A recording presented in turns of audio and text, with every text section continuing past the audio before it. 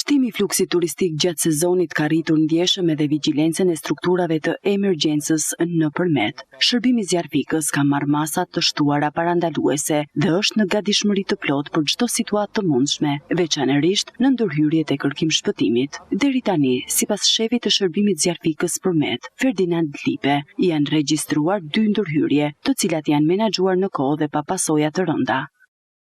Me turistat kemi patur probleme, se janë njerëz të aventurës, po janë të pa trajnuar për të bërë aventura, në pyje, në male, në rafting, dhe kemi patur shmangje nga rruga, dalja nga rruga me makinë, bile para 1-2 ditësh nxorëm një makinë me vinç, pavarësisht se për fat të mirë nuk pati aksidente në mal, në dhëmbel. Kamioni i Lengarisës që është shumë i rrezikshëm, nuk është shumë dhe për fat të turistëve, se ai është i paparashikueshëm. Janë bërë sa punime që dhe nga bashkia dhe nga këto agjensitë e tjera për të krijuar ndonjë xhep shpëtimi, po aty është goxha e vështirë si punë. Lipe thekson se me rritjen e aktivitetit turistik është forcuar edhe prania në terren e efektiveve. Neve kemi marrë masa si vjet, edhe vjet patëm goxha rezultate të mira për gjithatë periudhë të vështirë që kalua. Si vjet besoj që do ta përballoj dhe më mirë.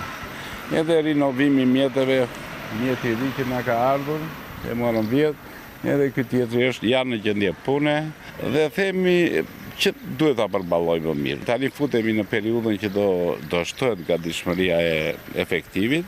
Ne mbajmë forca shtesë, 25% e efektivit e mbajmë në repart ashti për çdo rast emergjence, veç që në raste më të mëdha rritet efektivi edhe 100% kur është nevoja. Në një sezon ku pritet rritja e menjëhershme e fluksit turistik, shërbimi zjarfikës mbetet në gatishmëri të shtuar, duke garantuar ndërhyrje të shpejta dhe efikase në çdo situatë emergjente, me fokus të veçantë sigurinë e pushuesve dhe banorëve të zonës.